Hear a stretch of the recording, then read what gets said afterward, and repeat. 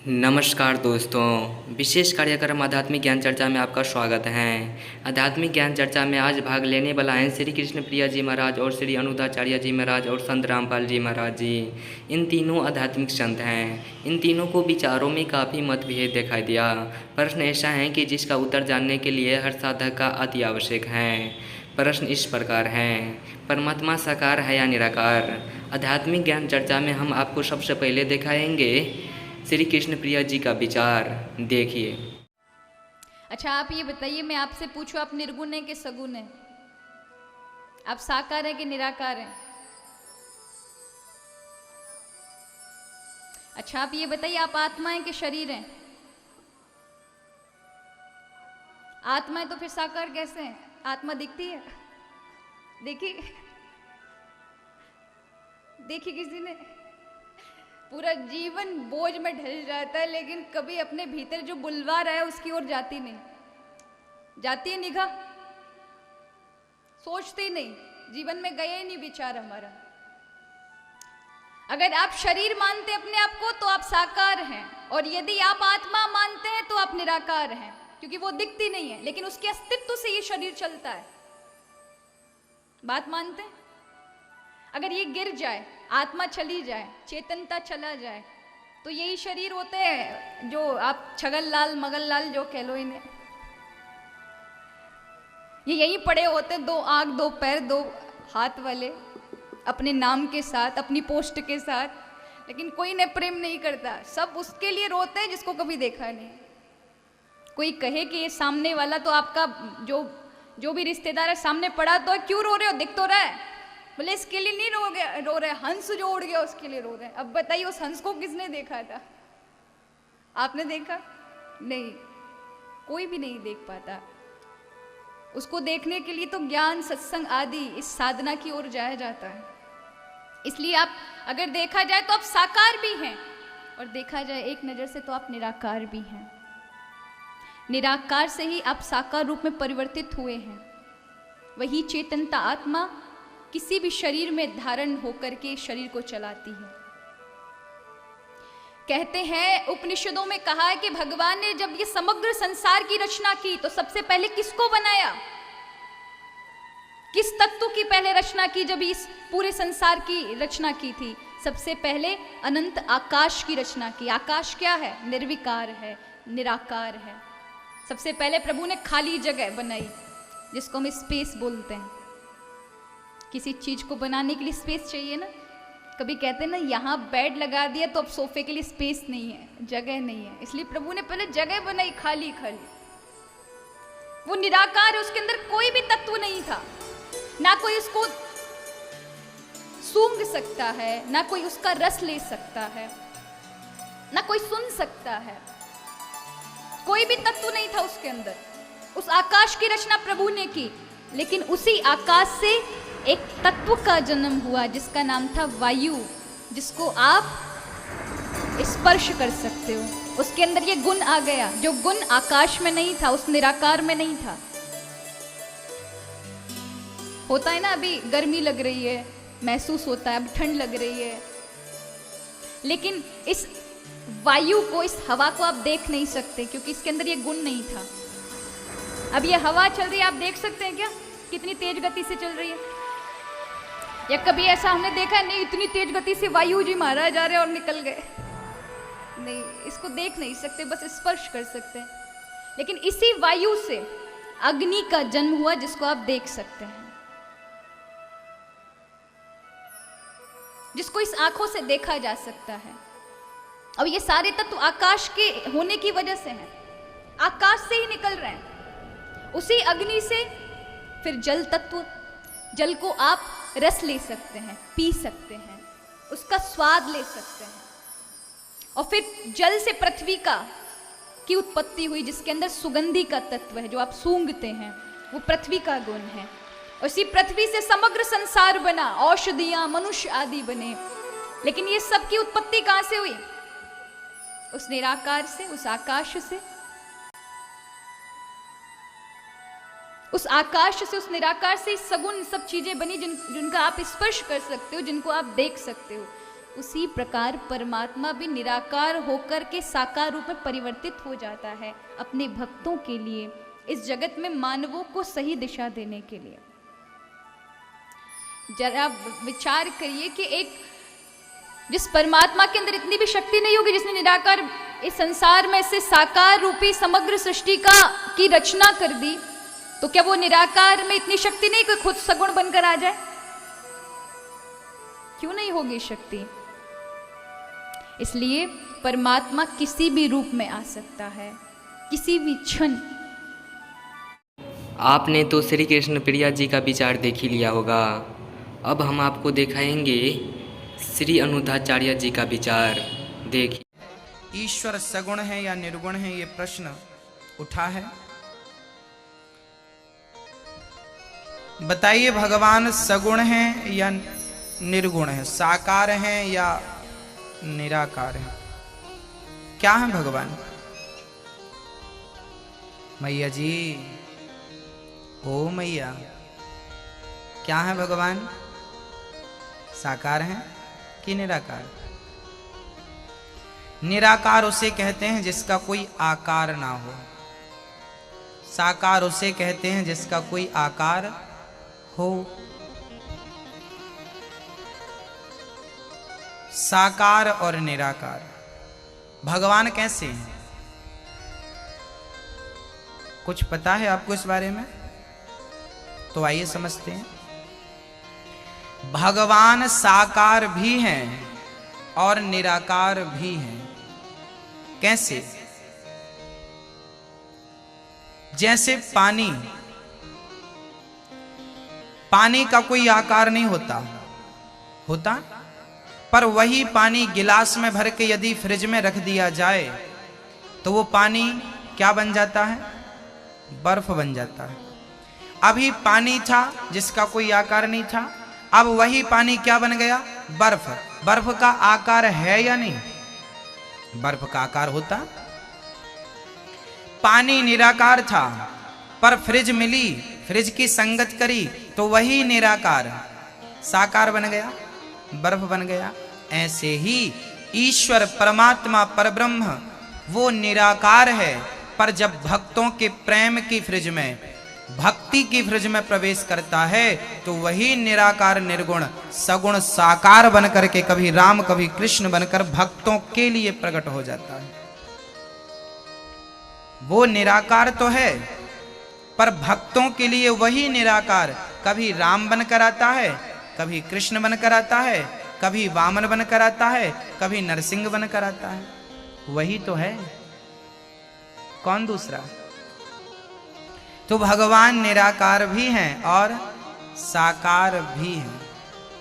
इसलिए कोई कहे कि हम निराकार के उपासक हैं, कोई कहे हम साकार के उपासक हैं। दोनों अपनी अपनी जगह सही हैं, परंतु इन दोनों को एक दूसरे का विरोध करने का अधिकार नहीं है। आपने तो श्री कृष्ण प्रिया जी और श्री अनुद्धाचार्य जी का विचार देख ही लिया होगा। अब हम आपको दिखाएंगे संत रामपाल जी महाराज जी का विचार। संत रामपाल जी महाराज जी का विचार देखने से पहले हम यह स्पष्ट कर दें कि यह आध्यात्मिक ज्ञान चर्चा शास्त्रों के अनुकूल हैं। यदि कोई संत शास्त्रों के विरुद्ध बोल रहे हैं तो उनका मनमानी लोक वेद हैं। अब हम फिर से आपको एक बार प्रश्न दिखाते हैं, परमात्मा साकार है या निराकार? देखिए संत रामपाल जी महाराज जी का विचार। अब हम आते हैं पवित्र हिंदू धर्म के सदग्रंथों पर। पवित्र हिंदू धर्म के सदग्रंथ माने जाते हैं पवित्र चारों वेद और पवित्र श्रीमद् भगवत गीता, पवित्र 18 पुराण। इनमें सबसे श्रेष्ठ पवित्र वेद और पवित्र गीता जी को ही माना जाता है। बाकी जो ज्ञान है पवित्र पुराणों का, ये ज्ञान रला मिला है। कहीं पर तो ब्रह्म ने बोला है और कहीं पर किसी ऋषि का अपना अनुभव पुराणों में लिखा हुआ है, उसका अपना भी विधान है। तो ऐसे जो पवित्र वेदों का ज्ञान है वो पूर्ण परमात्मा ने इस ब्रह्म को दिया था, इसके अंतःकरण में फीड कर दिया। वो प्योर, वो कति प्योर है बिल्कुल। स्पष्ट ज्ञान है।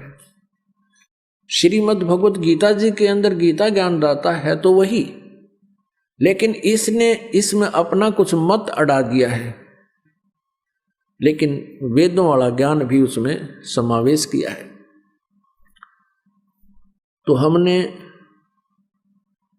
अपने पवित्र वेदों में देखना है कि परमात्मा कैसा है। और आज तक जितने भी ऋषि महर्षि हुए हैं सभी वो यही कहते हैं कि हम वेदों के जानकार हैं, हमने वेदों को पढ़ा है और वेदों में परमात्मा निराकार लिखा है, जबकि वेदों में परमात्मा साकार लिखा है, मनुष्य सदृश लिखा है, नर आकार लिखा है, मनुष्य के तुल्य लिखा है और उसको सशरीर बताया है। अब वेद क्या बताते हैं उस प्रभु के बारे में, आपको दिखाते हैं ऋग्वेद। वो परमात्मा कौन है, वो कैसी लीला करता है, देखिएगा। ऋग्वेद प्रकाशक है सार्वदेशिक आर्य प्रतिनिधि सभा, महर्षि दानंद भवन, रामलीला मैदान, नई दिल्ली से। और यहाँ देखिएगा मुद्रक है Prince of set printers, 1510 Pataudi house, Daryaganj, नई दिल्ली से। इसमें आपको दिखाते हैं ऋग्वेद मंडल नंबर 9 और सूक्त नंबर 86, 86। इसका मंत्र 26 में है। यज्ञ करने वाले यजमानों के लिए परमात्मा, इसका अर्थ है यज्ञ माने धार्मिक अनुष्ठान करने वाले, यजमानों माने भक्तों के लिए परमात्मा, यानी जो धार्मिक अनुष्ठान करते हैं उनके लिए परमात्मा सब रास्तों को सुगम करता हुआ, उनके विघ्नों को यानी उनके संकटों को नष्ट कर देता है, मर्दन करता है और उनको पवित्र करता हुआ अपने रूप को सरल करता हुआ, भगवान साकार हुआ, अपने रूप को सरल करता हुआ, वह कांतिमान परमात्मा। अभी इन्होंने ये लिख दिया, कबीर का अर्थ सर्वज्ञ कर दिया है। ये देखो, ये ऊपर है कबीर अतो, हम इसको कबीर बोलते हैं, कबीर कबीर। इन्होंने इसको यहां ऐसा लिख दिया, अपसर्ग लगा दिए। अब भी हम इसको कबीर बोल रहे हैं या कवि ही कहें, जैसे पुनर्जन्म पुनः कहो, पुनर्कहो, पुनर्जन्म कहो, कबीर। इन्होंने इसका अर्थ सर्वज्ञ कर दिया। ये लिखना था वो कबीर देव, कबीर परमेश्वर। जैसे यजुर्वेद के विषय में आपको दिखाते हैं, जैसे यजुर्वेद है, यजुर्वेद, और उसके यजु लिख के अपसर्ग लगा दें और कहीं उसकी महिमा का वर्णन हो किसी मंत्र में और वहां यजु का अर्थ यजुर्वेद करना चाहिए, वो सही है। उसका अर्थ कर दे यजु का, कि यजु माने पूज्य, पूजनीय, पूज्य, पूजा की रसाएं का समूह। तो हमने उस यजुर्वेद को कैसे ढूंढेंगे फिर? अब देखना इसका प्रमाण इन वेदों के ठेकेदारों की ही रचना में दिखाते हैं। ये यजुर्वेद है और इसके महर्षि दानंद सरस्वती इसके अनुवादक हैं। अभी दिखाते हैं। प्रकाशक हैं सार्वदेशिक आर्य प्रतिनिधि सभा, 2/5, महर्षि दानंद भवन, रामलीला मैदान, नई दिल्ली से ये प्रकाशित है। और महर्षि दानंद आर्य समाज प्रवर्तक का अनुवादित है, इसके द्वारा अनुवादित है। ये यहाँ से छपा है, Prince of set printers, 1510 Pataudi house, Daryaganj, नई दिल्ली से। इसके 36वें अध्याय का प्रथम मंत्र ये है यजुर्वेद भाषा भाष्य। ये है 6300 यानी 36वां अध्याय है ये, और इसका ये प्रथम मंत्र है। इसमें क्या लिखा है? रेचम वाचम परपदे मनो यजु परपदे। ये यजु शब्द है, इसका 2 अपसर्ग लगा रखे और इसको ऐसे लिख दें, ये देखो ऐसे, अब इसको चलो यहाँ दिखाते, इसका अनुवाद जो किया है इन्होंने, यजु का इन्होंने यहाँ अनुवाद किया है। अनुवाद में इन्होंने बिल्कुल सही लिखा है, यजु का अर्थ लिख दिया यजुर्वेद, ये बिल्कुल सही कर दिया। अगर यहाँ यजुर्वेद ना लिख के और ये लिख दें कि यजु यानी पूजा की ऋचाएं, क्योंकि यजु शब्द जो है ये पूजा से संबंधित है, तो उसका किसी भी शब्द का कोई अर्थ तो होता ही है। तो यहाँ अगर यजुर्वेद ना लिखते तो इस यजुर्वेद को कैसे पहचानेंगे किसकी महिमा है? इन्होंने ठीक ऐसा वहाँ करना चाहिए था जहाँ नहीं किया। अब हम फिर आते हैं उस ऋग्वेद पर, जहाँ पर इन्होंने कबीर का अर्थ कवि कर दिया, सर्वज्ञ कर दिया।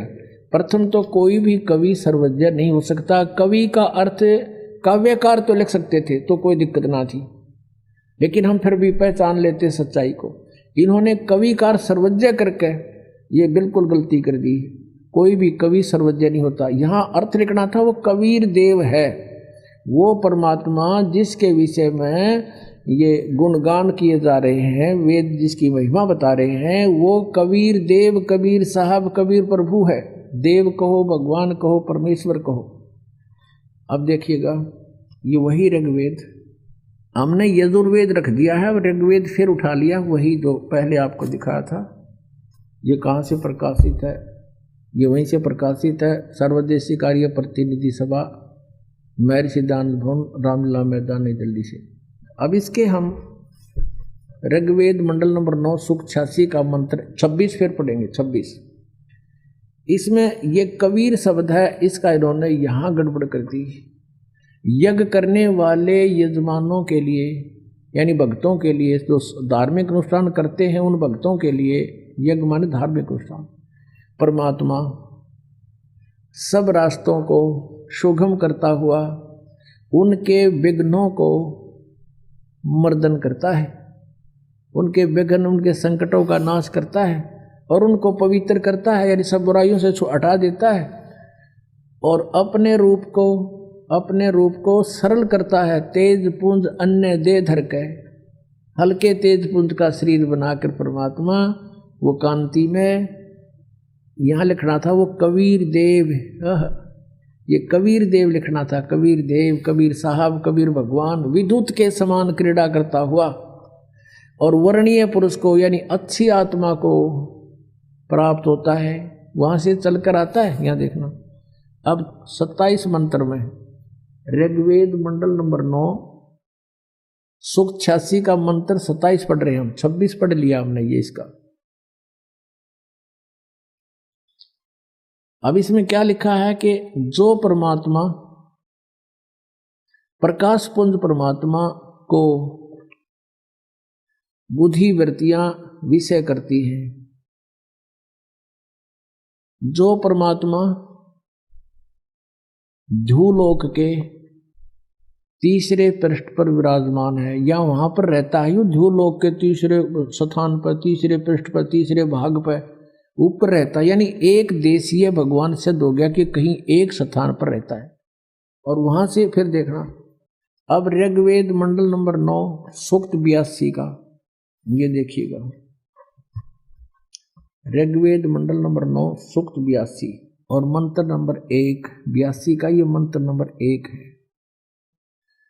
सर्वो उत्पादक प्रभु, सबकी सृष्टि रचने वाला प्रभु यानी परमात्मा प्रकाश रूप है, सद्गुणों की वृष्टि करने वाला है, पापों को हरण करने वाला है, वह है राजेव, राजा के समान। ये देखना 269 पर हम पढ़ रहे हैं, 269 पर, अब 270 पर हम आगे, तो देखो ना, सोचो और पृष्ठ दिखा दिया होगा, 270 पर हम आगे 270 पर। तो राजा के समान दर्शन यह है, यहाँ आपने देखा राजेव, राजा के समान, राजा के, और यहाँ लिखा है समान, दर्शनीय माने देखने जोगा है, दिखाई देता भगवान मनुष्य जैसा है, नर आकार है, और वह पृथ्वी आदि लोक लोकांतरों के चारों ओर शब्दमान हो रहा है। वह वर्णीय पुरुष को यानी अच्छी आत्मा को, श्रेष्ठ आत्मा को, जो दृढ़ भक्त है उसको पवित्र करता हुआ प्राप्त होता है। यानी परमात्मा कैसे और जिस प्रकार विद्युत सन्हे वाले स्थानों को आधार बनाकर प्राप्त होता है, इसी प्रकार परमात्मा, उक्त गुण वाला परमात्मा भी ऐसे ही करता है। अब यहाँ उद्देश्य क्या होता है उस भगवान का? अब ऋग्वेद मंडल नंबर 9 सूक्त 82 के मंत्र नंबर 2 में बताया है कि हे परमात्मा, उपदेश करने की इच्छा से यानी तत्व ज्ञान बताने की इच्छा से आप महापुरुषों को प्राप्त होते हो, अच्छी आत्माओं को मिलते हो, महान आत्माओं को, और आप अत्यंत गतिशील पदार्थ के समान यानी बहुत तेजो गति में चलने वाले की तरह हमारे आध्यात्मिक यज्ञ को प्राप्त होते हो। आप कवि का अर्थ लिख दिया, कवि सर्वज्ञ हैं, आप कबीर देव हैं। परमात्मा ने 600 वर्ष पहले कहा था, वेद मेरा भेद है, मैं ना वेदन के माही और जौन वेद से मैं मिलूं। वो वेद जानते नहीं, वेद मेरी महिमा गा रहे हैं, पर इन में वर्णित विधि से मेरी प्राप्ति नहीं हो सकती। वह परमात्मा कबीर देव है, शुद्ध स्वरूप है, हमारे पापों को दूर करके हे अमर परमात्मा, हे सोम, आप हमको सुख दें और भाव को उत्पन्न करते हुए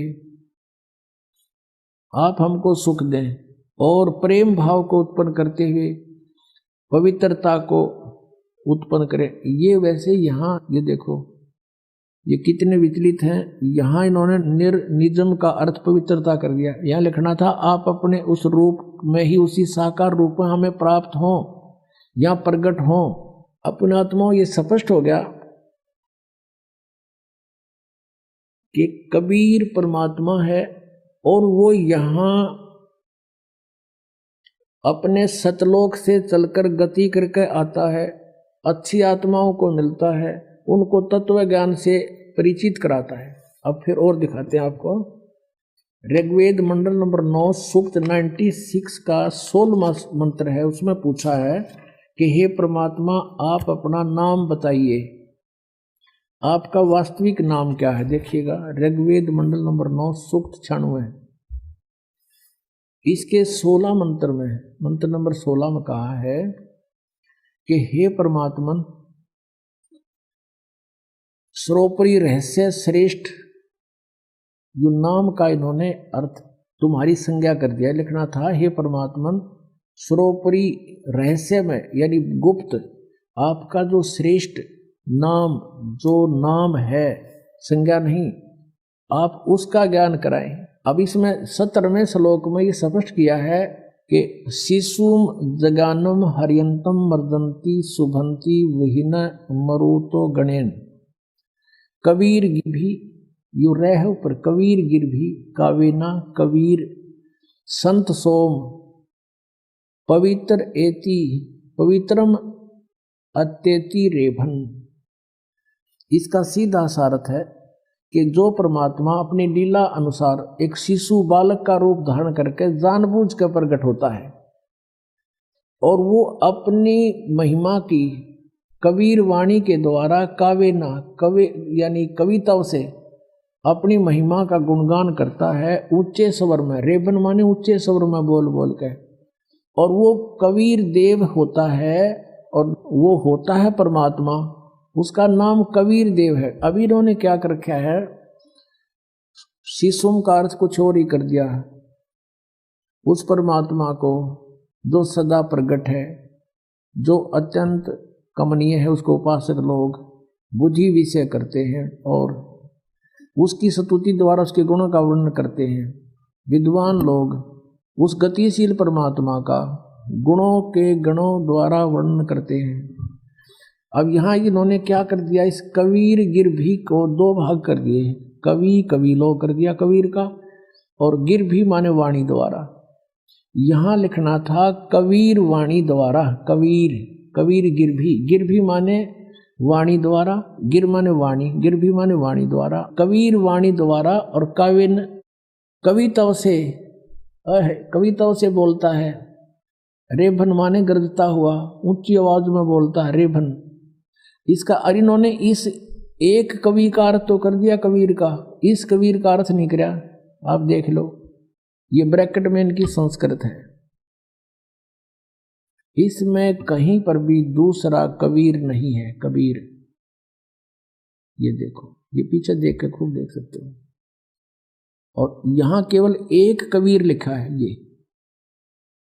ये लिखा है कबीर। ये कबीर गिरभी, कबीर वाणी द्वारा लिखना था। उसके बाद कबीर शब्द नहीं है। ये इनके सब आदि है, इसमें कहीं पर भी कबीर शब्द नहीं है।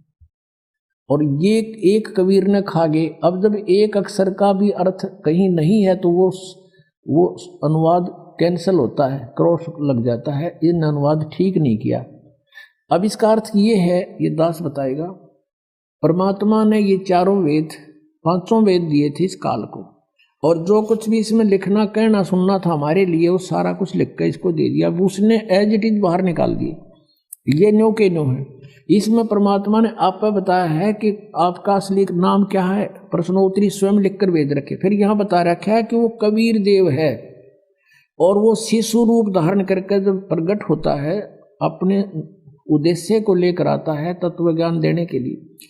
वो अपने मुख से वाणी बोलता है। वो कबीर जी द्वारा बोली गई वाणी कबीर वाणी कहलाती है। उस कबीर वाणी द्वारा कविताओं से, यानी कविताओं के माध्यम से, लोकोक्तियों के माध्यम से अपना सतज्ञान उच्चारण करता, बोलता है। वो परमात्मा होता है कबीर देव। कबीर संत सोम, वो ऋषि या संत रूप में प्रकट होता है, और वो कवियों की तरह आचरण करता है। वो होता है परमात्मा। अब देखो, ये बताते भगवान निराकार है और वेदों के ठेकेदार बन रहे, और वेद भगवान को साकार बतावें, एक देशीय बतावें। हमारा उद्देश्य केवल आप तक इन तीनों संतों का विचार पहुंचाना था। कौन संत शास्त्र अनुकूल बोलते हैं, कौन संत शास्त्र विरुद्ध, निर्णय आपके हाथ में है।